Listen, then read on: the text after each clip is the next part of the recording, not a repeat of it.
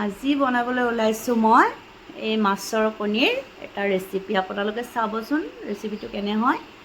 এতিয়া মই কেৰাহীখনত পানী দি দিছোঁ।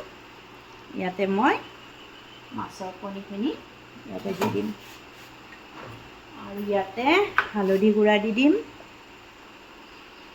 তাৰপিছত ইয়াতে অলপ টেঙা চেপি দিম, নেমু টেঙা চেপি দিম, উতলিব দিম।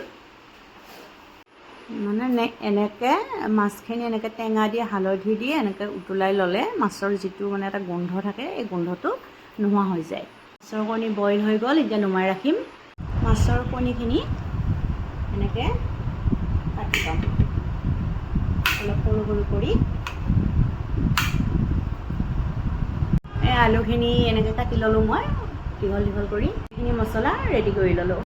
মাছৰ কণীখিনি ইয়াতে ভাজি লওঁ। এতিয়া মই মিঠাতেল দি দিছোঁ। এতিয়া ইয়াতে কণীখিনি দি দিম। মাছৰ কণী ভজা হৈ গ'ল। এতিয়া ইয়াতে মই তেল দি দিম।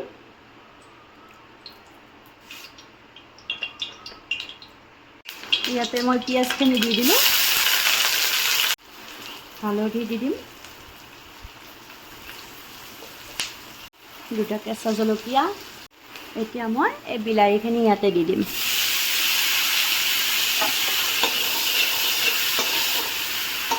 বিলাহীখিনি ভালদৰে ভাজি ল'ম।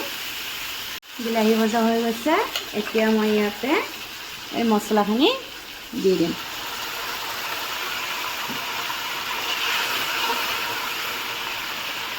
এতিয়া এই আলুখিনি ইয়াতে দি দিম।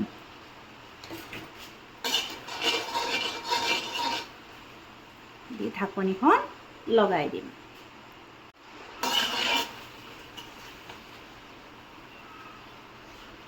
ইয়াতে নিমখ দিম।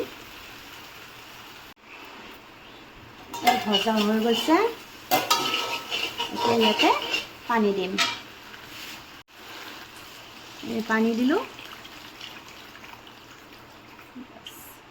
এতিয়া ইয়াতে এই কণীখিনি দি দিম।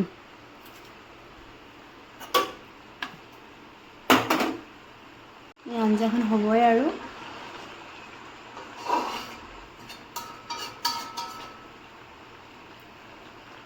লাষ্টত মই গৰম মছলা, লং, ইলাচি, জালুকৰ গুড়া অলপ দি দিছোঁ।